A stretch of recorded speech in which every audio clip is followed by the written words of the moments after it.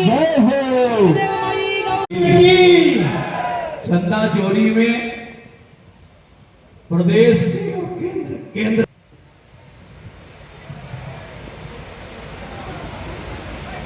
ये प्रेस वाले साथी हट जाइए, जो पीछे हमारी माताएं बहनें बैठी, किसी को दिक्कत न होने दीजिए। अब आपके बीच में मैं अपनी अयोध्या विधानसभा की तरफ से, और ये हमारा गांव है, हमारी धरती, हमारी जन्मभूमि मातृभूमि है, हमारी कर्मभूमि है। मैं अपनी जन्मभूमि कर्मभूमि मातृभूमि अपने पूर्वजों की धरती पर परम पूज्य शंकराचार्य भगवान का हार्दिक स्वागत, अभिनंदन और वंदन करता हूं, उनके चरणों में प्रणाम करता हूं। आप लोग जोरदार तालियों के साथ पूज्य महाराज जी का स्वागत करिए, अभिनंदन और वंदन करिए। आज ये धरती धन्य है पूज्य महाराज जी, आपके चरणों को यहाँ पाने से। आज हमारे अयोध्या के परम पूज्य संत मान यहाँ पर मौजूद है, पूज्य शंकराचार्य भगवान मौजूद है। आज ये हमारे लिए बहुत ही गौरव का क्षण है, हमारे लिए बहुत ही सौभाग्य का क्षण है कि परम पूज्य शंकराचार्य भगवान का पदार्पण हमारे आवास के ऊपर। और ये जितने हमारे घर परिवार के बड़े बुजुर्ग क्षेत्र के लोग यहाँ मौजूद हैं, मैं आप सबका भी हार्दिक स्वागत, अभिनंदन और वंदन करता हूँ। आप सभी को प्रणाम करता हूँ। अपनी समाजवादी पार्टी के नेता, साथी और परिवार के सारे सदस्यों का स्वागत करता हूँ कि आज आप सारे लोगों को यहाँ पर आकर पूज्य शंकराचार्य भगवान का जो स्वागत अभिनंदन किया है, इसके लिए हम आपका हृदय से आभार व्यक्त करना चाहते हैं। अभी आप लोगों ने देखा गाने के माध्यम से चढ़ावा चोरी, किस तरह से इन लोगों ने प्रभु श्री राम के मंदिर को नहीं बख्शा। दिन भर राम राम राम राम राम राम राम राम राम राम राम राम, शाम को मंदिर का माल पार कर दिया। राम राम करते करते मंदिर का माल पार कर दिया, मंदिर की दक्षिणा पार कर दी, दान पात्र से रुपया पार कर दिया। ऐसे चढ़ावा चोरों से भी हमको इस प्रदेश और देश को मुक्ति दिलानी होगी। आज इस बात का संकल्प हम सारे लोगों को यहाँ से लेकर जाना होगा। इससे बड़ा दुर्भाग्य और क्या होगा। मैं किसी का कोई नाम नहीं लेना चाहता, मैं कोई राजनीतिक भाषण भी नहीं देना चाहता। आज यहाँ पर हमारे हनुमानगढ़ी के भी पूज्य संत महंत बैठे हैं, हमारे अयोध्या के पूज्य हमारे जन्मेजय शरण जी महाराज, दिलीप दास जी महाराज, बाजोनी रामदास जी महाराज और हमारे सारे पूज्य संत महंत बैठे हैं। मैं सबको साक्षी मानकर कहना चाहता हूँ कि हम लोगों ने हमेशा सत्य सनातन की सेवा की है, सत्यम शिवम सुंदरम की परिकल्पना पर काम करने का काम किया है। आज ये लोग कहते हैं हमारे 500 वर्षों की कुर्बानी, 500 वर्षों की कुर्बानी इसीलिए दिए थे कि जब 500 वर्ष के बाद मंदिर बनेगा तो हम चढ़ावा चोरी करके मालामाल हो जाएंगे। क्या बात।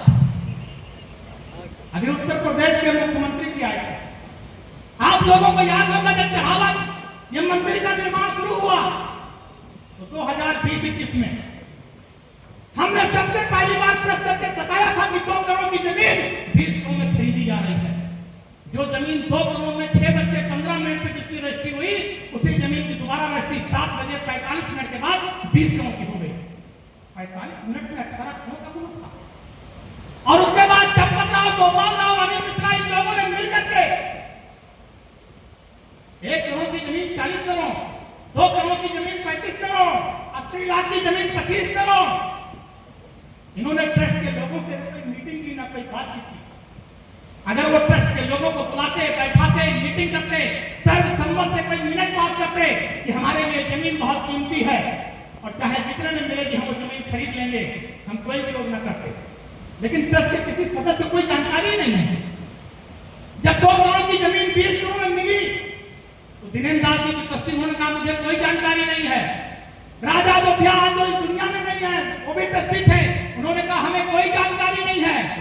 पूज्य महंत जो ट्रस्ट के अध्यक्ष थे गोपाल दास जी महाराज, उन्होंने कहा हमें जमीन खरीदने बेचने की कोई जानकारी नहीं है।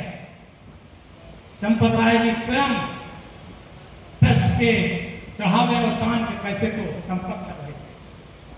हमारी लड़ाई मंदिर से नहीं है, हम तो भगवान श्री राम के पुजारी हैं। ये जितने लोग यहाँ बैठे हैं सब राम के पुजारी हैं। हमारी लड़ाई राम के व्यापारियों से है जो राम के नाम पे व्यापार और कारोबार कर रहे हैं, हम उनसे लड़ना चाहते हैं। हम राम के नाम पर व्यापार नहीं होने देंगे। और हमने मांग की है कि जो ट्रस्ट पूरा है बर्खास्त होना चाहिए, नया ट्रस्ट बनना चाहिए। इसमें हमारे पूज्य शंकराचार्यगण, हमारे अयोध्या के जो संत महंत हैं वो रहने चाहिए। और ये जो हमारे सूर्य वंश के लोग हैं, प्रभु श्री राम के वंशज, इनके लोगों को रखना जाना चाहिए। ये जो समेतु के हमारे देवी दीन पांडे जी जिन्होंने संघर्ष किया, उनके भी लोगों को रखना जाना चाहिए। ये ट्रस्ट लोकल लोगों का बनना चाहिए। ये बाहरी जैसे गोविंद गिरू जैसे लोग जो बाहर से देशाटन करने आते हैं, कोष लुट गया, कोषाध्यक्ष है, जानकारी नहीं है, ऐसे देशाटन करने वालों को नहीं रखना चाहिए। ये हम आपसे कहना चाहते हैं। मुख्यमंत्री आए थे, बहुत बड़े पीठाधीश्वर है, हमें उसमें कोई आपत्ति नहीं। बोले क्या, जब चढ़ावा चोरी हमने खोला, 7 तारीख को हमारे समाजवादी पार्टी के राष्ट्रीय अध्यक्ष जी ने जब ट्वीट किया और पेज पर लिखा कि राम मंदिर में चढ़ावे की चोरी हो रही है, तो चंपत राय ने बोला कि उल्लिखित की हमें कोई जानकारी नहीं है, हमारा सामान्य ऑडिट चल रहा है। यहां पर जो हजारों लोग बैठे हैं, माताएं बहनें, मैं आपसे कहना चाहता हूं, 7 तारीख को चंपत राय ने कहा कि सामान्य ऑडिट है, हमें कोई जानकारी नहीं है। और 5 तारीख को चंपत राय के गुर्गे के घर से चोरी का पैसा, दान पत्र का पैसा बरामद हो चुका था। जब 5 तारीख को पैसा बरामद हो गया तो चंपत राय ने एफआईआर क्यों नहीं कराई, चढ़ावा चोरों पर मुकदमा क्यों नहीं दर्ज कराया, जेल क्यों नहीं भेजा?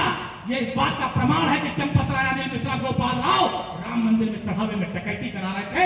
इस बात को पूरी ईमानदारी से पूज्य शंकराचार्य जी आपके चरणों में प्रणाम करते हुए मैं इस बात को कह रहा हूं। और उसके बाद मुख्यमंत्री जी ने क्या कहा, दूध का दूध और पानी का पानी कर देंगे।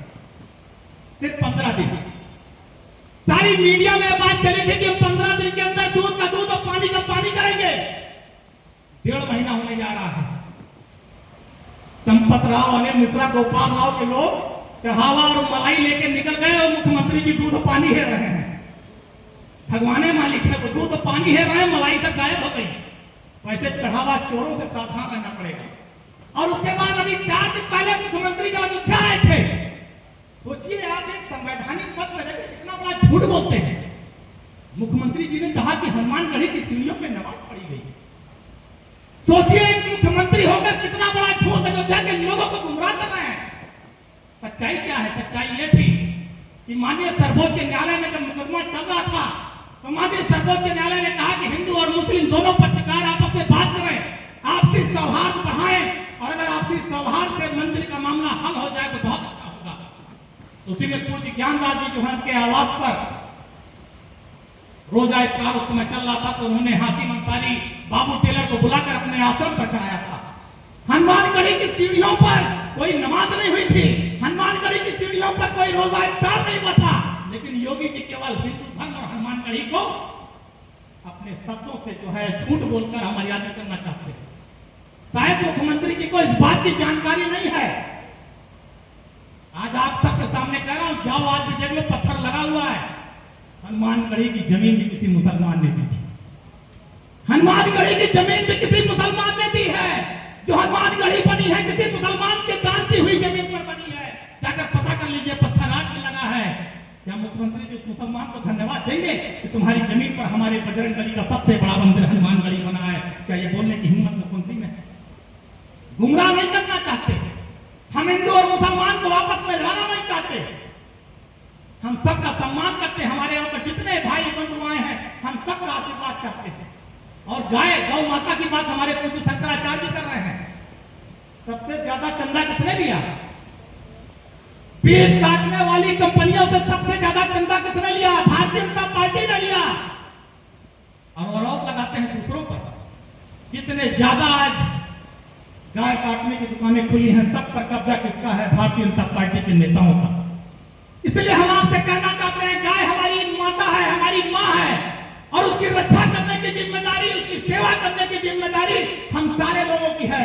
मैं अपनी बात को खत्म करूंगा मैं इस बात के साथ कि आप लोग दोनों हाथ उठाकर इस बात का विश्वास दिला दीजिए कि पूज्य शंकराचार्य भगवान के निर्देश पर हम सारे लोग गौ मां की सेवा करेंगे, अपनी मां मानेंगे, और किसी भी गाय काटने वाले के साथ नहीं रहेंगे, उसका पुरजोर विरोध करेंगे। ये हम आप सबसे विनती और निवेदन करना चाहते हैं। हम अपनी बात खत्म करेंगे। हम आपके और पूज्य शंकराचार्य भगवान के बीच में बाधा नहीं बनेंगे, लेकिन इतना जरूर कहकर अपनी बात करेंगे कि आप सबके लिए भोजन की भी व्यवस्था है। सामने जो श्री राम